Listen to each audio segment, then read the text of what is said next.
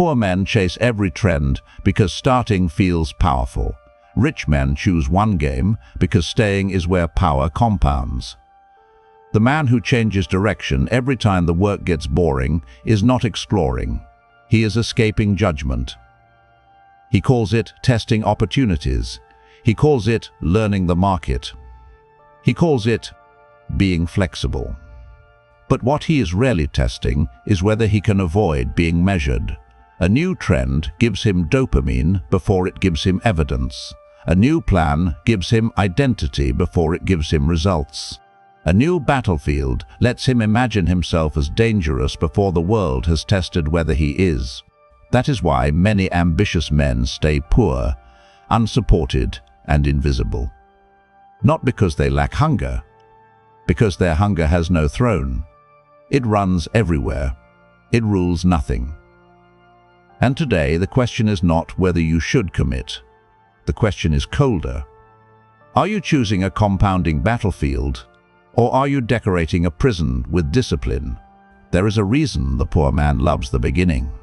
The beginning has no humiliation yet, no scoreboard, no market feedback, no audience ignoring him, no client rejecting him, no visible proof that he may not be as good as he imagined. The beginning lets him feel chosen before he has been tested. That is the hidden addiction behind trend chasing. It is not always ambition. Sometimes it is anesthesia. It numbs the pain of not yet being powerful. A man says, "I am starting a business," but no customer has refused him yet. He says, "I am starting a channel," but no one has ignored his first 50 videos yet. He says, "I am learning sales," but no one has hung up on him yet. He says, "I am becoming disciplined," but no month of repetition has exposed whether the identity is real. This is why starting feels clean. It gives a man the image of mastery before he pays the price of mastery. It gives him a new costume before the war begins. Machiavelli would see this trap immediately. He did not study fantasy, he studied power. And power does not belong to the man with the most excitement. Power belongs to the man who can survive the boring middle long enough to command a field.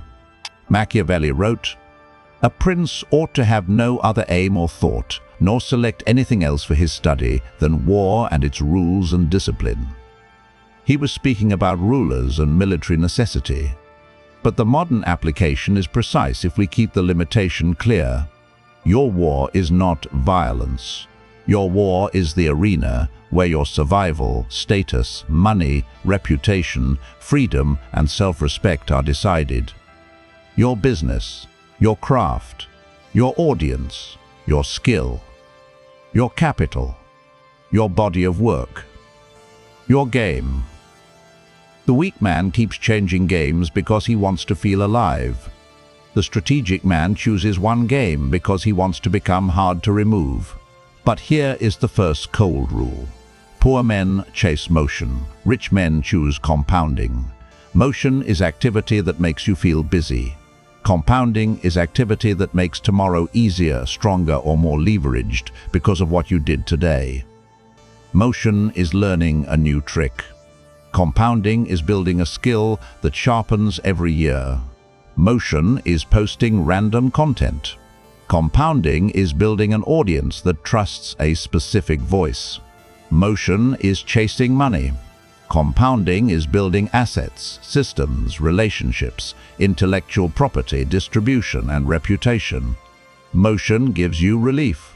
Compounding gives you control. And control is where Machiavelli begins. He wrote, "Fortune is the arbiter of one half of our actions, but that she still leaves us to direct the other half." This is not optimism. This is responsibility without comfort. Chance exists, timing exists, market movement exists. A sudden opportunity may appear, but a serious man does not surrender his half of the battlefield. Fortuna is the trend you discovered late. Virtue is the capacity that lets you still win when the trend is already crowded. Poor men wait for Fortuna to rescue them. Rich men build virtue so that when fortuna appears, they can seize it. And this is where most ambitious men lie to themselves. They say they are searching for the right opportunity, but often they are only searching for another beginning that has not embarrassed them yet. Every trend you chase taxes you in 4 ways. First, it taxes your time. You spend months learning the surface of a game, then quit before you reach the depth where leverage appears. Second, it taxes your reputation. People cannot associate your name with anything. 1 month, crypto. Next month, dropshipping. Next month, artificial intelligence agency. Next month, fitness brand. Next month, trading. Next month, YouTube automation. The world does not know what to call you, so it calls you nothing. Third, it taxes your confidence. Not because you fail once, but because you never stay long enough to earn evidence that you can win. A man without evidence eventually becomes addicted to imagination. Fourth, it taxes your power.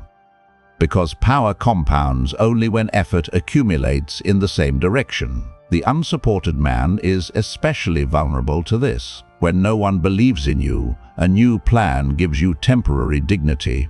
You get to say, "This time is different." You get to feel like the old failures do not count. You get to escape the shame of unfinished work. But every abandoned game leaves a mark, not on the world, on you. You begin to distrust your own promises. And once a man cannot trust his own word to himself, he has already lost internal command. If you are the man who is done chasing false progress, stop collecting new identities every time discipline becomes boring. You already know the truth. Another trend will not save you. Your real problem is that your effort has not been forced into one battlefield long enough to become proof. If you keep restarting, you will become a man with many beginnings and no territory. Inside Patreon, you get the unfiltered breakdowns, deeper strategic lessons, and private frameworks that help you turn discipline into proof, proof into leverage, and leverage into power. This is not for men who want comfort. It is for men who are ready to stop mistaking motion for command. The decision is yours. Now look at Amazon in 1997. Jeff Bezos did not tell shareholders, "We will chase every internet trend." He told them the game. Long-term market leadership. Amazon had served more than 1.5 million customers. Revenue had grown by 838% to $147.8 million. But the most important detail was not the number. It was the frame. Bezos called it Day One.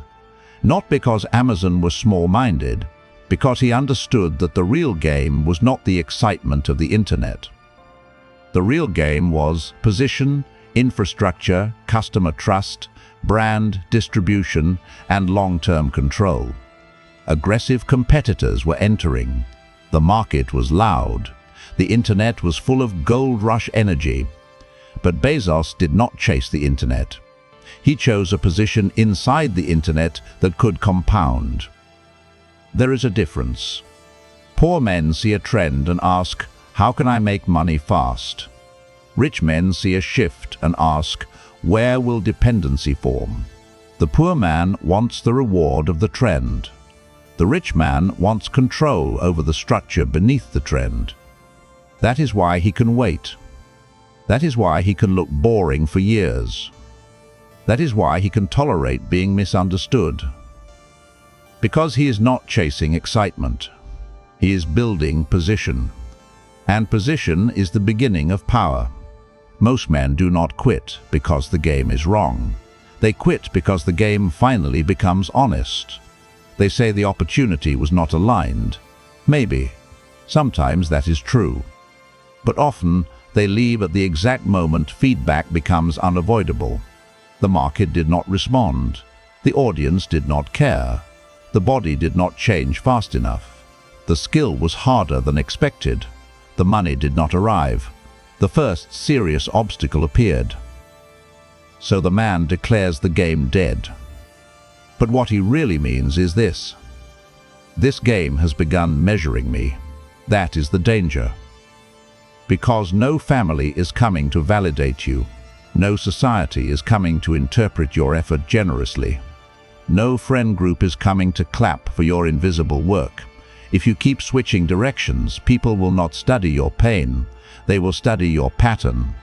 And the pattern will say, this man leaves when pressure arrives. Trend chasing is not curiosity when it prevents judgment.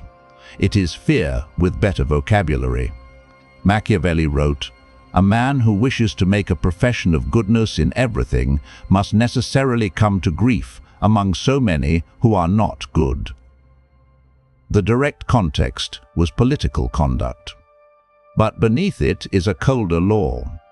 A man who lives by comforting appearances will eventually be punished by reality. In your life, the comforting appearance sounds like this: I am versatile. I am multi-passionate. I am exploring. I am waiting for the right thing. Maybe. Or maybe you are refusing to let one arena expose whether you are disciplined, skilled, and useful. Machiavelli would not care what story protects your ego. He would ask colder questions. Where is your state? Where are your forces? Where is your proof? What territory do you control? Who depends on you? What system would weaken if you disappeared? If the answer is nothing, then you do not have strategy. You have motion, and motion can exhaust a man while leaving him powerless. Because once you stay, fantasy dies. Once you stay, numbers appear.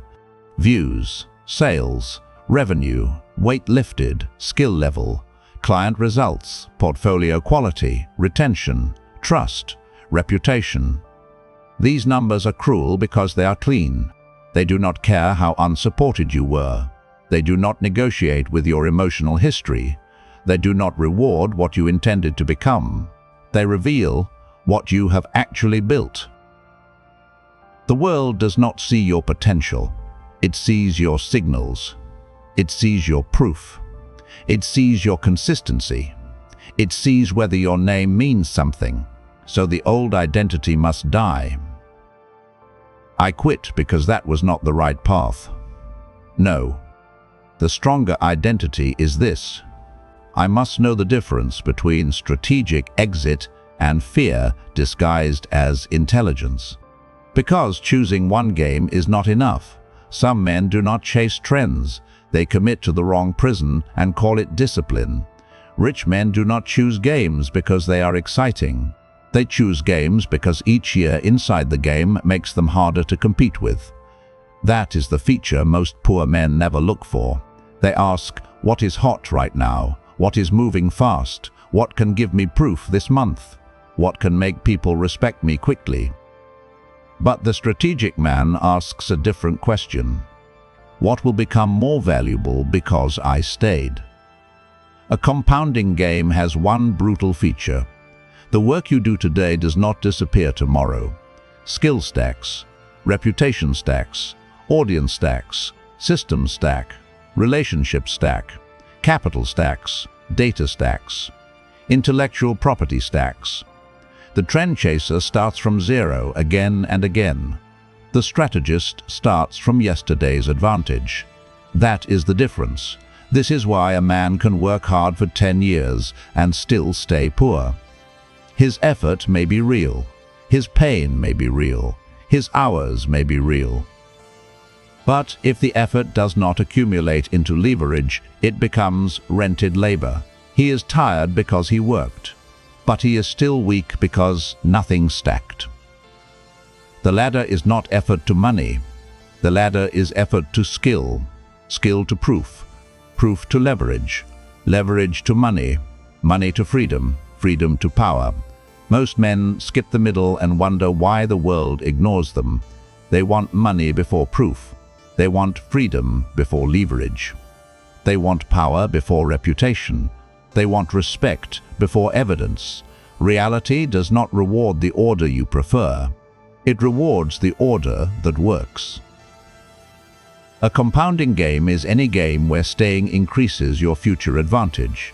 A non-compounding game is any game where staying only consumes your life. This is why NVIDIA matters. NVIDIA was founded in 1993 by Jensen Huang, Chris Malachowski, and Curtis Priam. Early on, the company faced severe technical and market pressure. One early graphics direction became a near-fatal mistake when Microsoft's graphics software favored a different standard. That kind of pressure kills weak companies. Limited capital, brutal technology cycles, strategic mistakes, competitors moving, standard shifting, a market that does not forgive confusion. But NVIDIA did not dissolve itself into every adjacent trend. It stayed inside the computing and graphics battlefield long enough to build capability, infrastructure, and technical depth. Years later, when artificial intelligence became a global obsession, the crowd chased the visible gold. NVIDIA controlled part of the infrastructure beneath the gold rush. That is the lesson. The most valuable position is often beneath the visible trend. The crowd asks, how do I ride this wave? The ruler asks, who controls what the wave depends on? That is Machiavellian, not because it is evil, because it understands dependency. The crowd chases attention. The ruler studies infrastructure. The crowd wants the shiny opportunity. The ruler wants the choke point. The crowd wants to be seen winning. The ruler wants to become necessary. A rich man does not ask, what is hot right now? He asks, what skill becomes more valuable the longer I practice it? What audience becomes more loyal the longer I serve it? What asset becomes stronger the longer I hold it? What system becomes cheaper, faster, or more powerful the longer I improve it? What reputation becomes harder to fake the longer I protect it? That is where the 10-year lens begins. Most opportunities look attractive for 90 days. Very few deserve 10 years of your life. The question is simple. Can this compound for a decade? Not can this make me money this month? Not can this impress people? Not can this make me feel like I am finally moving? Can this compound for a decade? If the answer is no, be careful. You may be looking at a tactic, not a battlefield. A tactic can feed you. A battlefield can build you. A tactic can create income. A battlefield can create identity, reputation, and power. Poor men confuse tactics with destiny. They take one income method and build their whole ego around it. Then the platform changes, the market changes, the margin disappears, the algorithm shifts, the trend dies. And because they never built deeper capability, they fall with the tactic.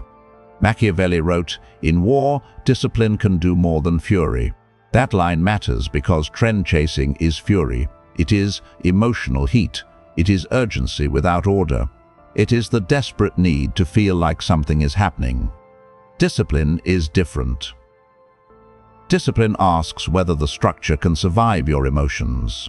Can the skill deepen? Can the market expand? Can your proof become visible?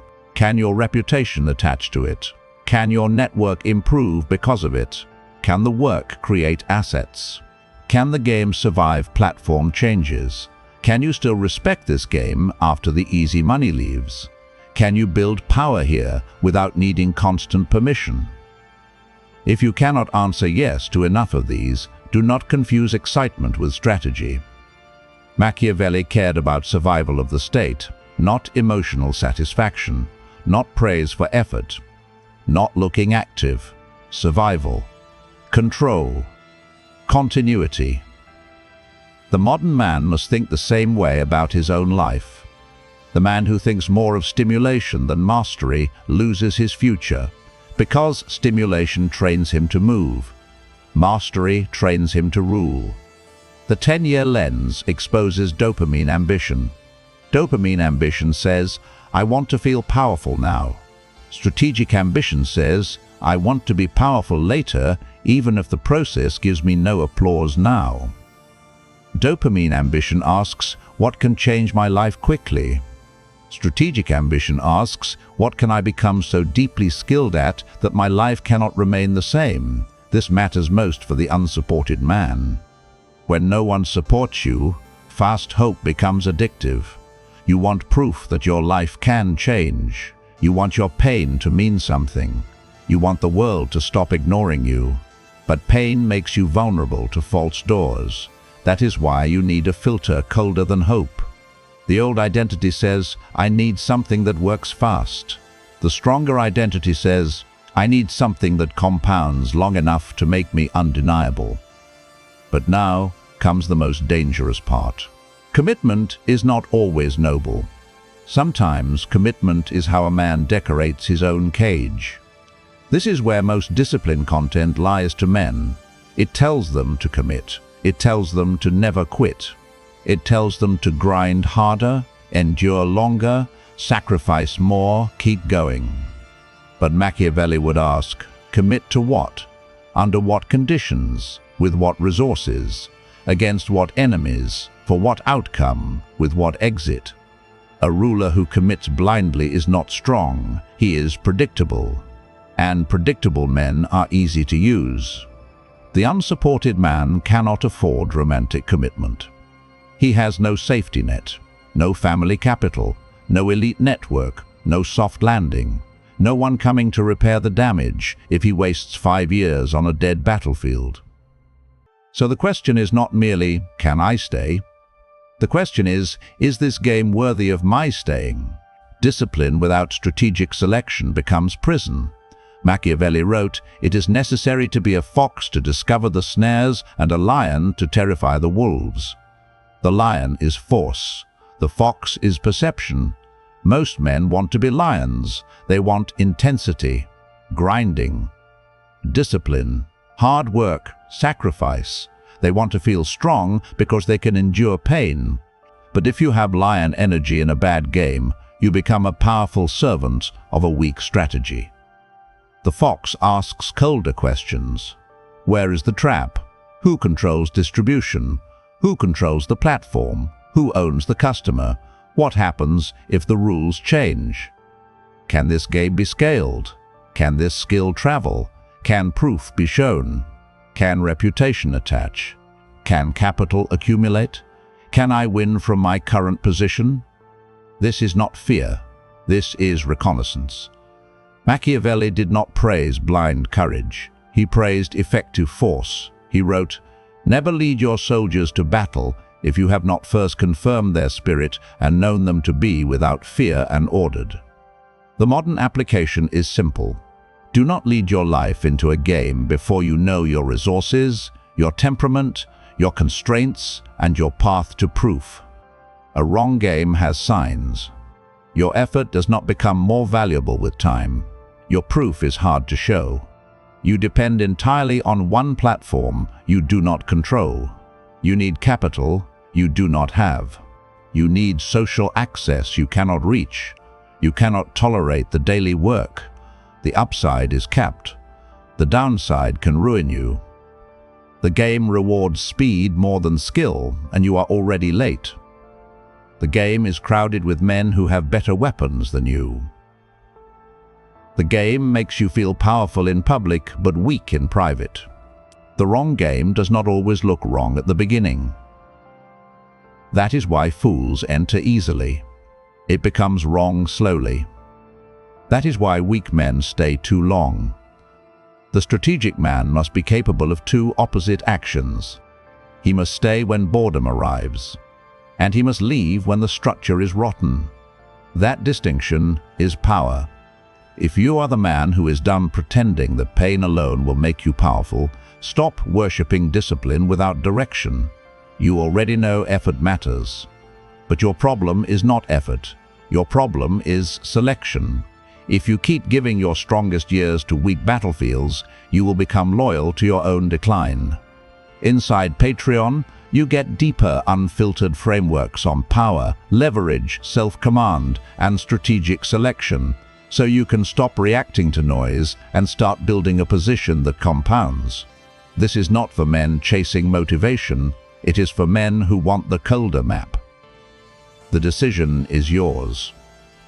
Now the final question becomes personal. Not what game is best for everyone.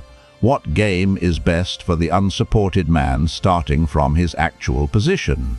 The right game is not the one that makes you feel ambitious. It is the one your current resources can actually attack. Unsupported men love fantasy because reality feels insulting. They imagine the game they would play if they had money, if they had a network, if they had support, if they had confidence, if they had more time. But Machiavelli begins with what is, not what should be, not what would be fair. What is. If you choose a game that requires resources you do not have, you will call failure bad luck. But it was not bad luck, it was bad selection. Machiavelli wrote, "The first opinion which one forms of a prince and of his understanding is by observing the men he has around him. In politics, this concerns advisors and servants. In modern life, your men around you include your tools, inputs, habits, information sources, environment, and standards. Your resources reveal your judgment. If you have no capital, choose a skill-heavy game. If you have no network, choose a proof-heavy game. If you have little time, choose a game where consistency beats volume. If you have high risk, build cash reserves before heroic moves. If you have no audience, build public proof. If you have no credentials, create evidence.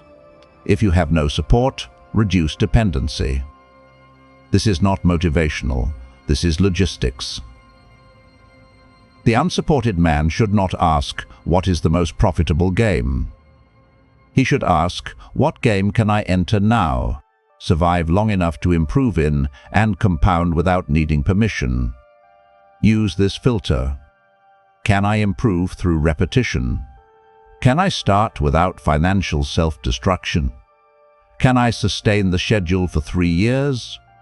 If it fails, do I learn assets or only lose money? Can I show results publicly? Can success create more opportunities? Are people already paying for this problem to be solved? Can I build some ownership, or am I only renting access? Does this game force me to become stronger? The wrong game flatters you. The right game trains you. The wrong game gives you a new personality. The right game gives you a scoreboard. The wrong game lets you talk. The right game demands proof. That is why the unsupported man must choose the game where his disadvantage can become an advantage. No support? Choose a game where solitude improves output. No money? Choose a game where skill can substitute for capital. No network? Choose a game where public proof attracts strangers. No status? Choose a game where measurable results matter more than background. No approval? Choose a game where silence protects you until evidence speaks. This is the Machiavellian conversion. You stop treating weakness as identity. You treat it as terrain. Terrain does not care about your feelings. But a strategist uses terrain. The old identity says, "I am behind because I lack support." The stronger identity says, "I must choose a battlefield where lack of support becomes pressure and pressure becomes skill." Now the entire philosophy can be compressed into one doctrine: the poor chase motion, the rich choose compounding, but the ruler builds a state. Machiavelli was not writing for men who wanted to feel inspired. He was writing for rulers, founders, commanders, and political survivors operating in a world where weakness invites conquest, appearances shape judgment, and fortune punishes the unprepared. He was not evil. He was not kind. He was realistic. And realism is offensive to men who need illusions to survive. The trend chaser lives by illusion. He believes excitement is evidence. It is not. He believes starting is progress, not always. He believes flexibility is strategy. Sometimes it is fear. He believes the next opportunity will rescue him. It will not. He believes effort alone will be rewarded. Only if effort becomes proof. Only if proof becomes leverage. Only if leverage becomes power. Machiavelli wrote, "Without doubt, ferocious and disordered men are much weaker than timid and ordered ones." That is the whole doctrine. A man can be hungry and still weak if he is disordered. A man can be ambitious and still poor if he is scattered. A man can be talented and still invisible if no one knows what his name means. A man can chase every trend and still never build 1 inch of territory. Order beats fury. Discipline beats stimulation. Position beats motion. Compounding beats excitement. The poor man asks, "What should I start?" The rich man asks, "What should I stay with?" The ruler asks, "What can I control long enough that it becomes power?" That is the difference. Do not distort Machiavelli into childish darkness. His warning is not that you must become cruel. His warning is that reality does not reward the man who misunderstands power. Fear versus love. Appearance versus reality. Virtue versus fortuna. Reputation over intention. Control before comfort. Strength before security. This knowledge is dangerous if misunderstood, because a weak man will use it to justify ego. A serious man will use it to remove illusion. The point is not to chase wealth. Wealth is downstream. The point is to choose a battlefield where skill compounds, proof becomes visible, reputation hardens, and leverage grows. That is how an unsupported man stops begging the world to believe in him. He becomes expensive to ignore. Study Machiavelli slowly. Do not use him as a costume, use him as a mirror. The poor chase motion. The rich choose compounding. But the ruler builds a state. That means 1 battlefield, 1 scoreboard, 1 body of proof, 1 reputation that hardens until the world can no longer ignore it. Do not chase trends because you are tired of being invisible. Choose the game where your solitude becomes skill, your skill becomes proof, your proof becomes leverage, and your leverage becomes freedom. But remember this, choosing one game is only power if the game is worthy. The next test is colder. Knowing when to stay and knowing when leaving is not weakness but strategy. No support, no network, no excuses. Build anyway.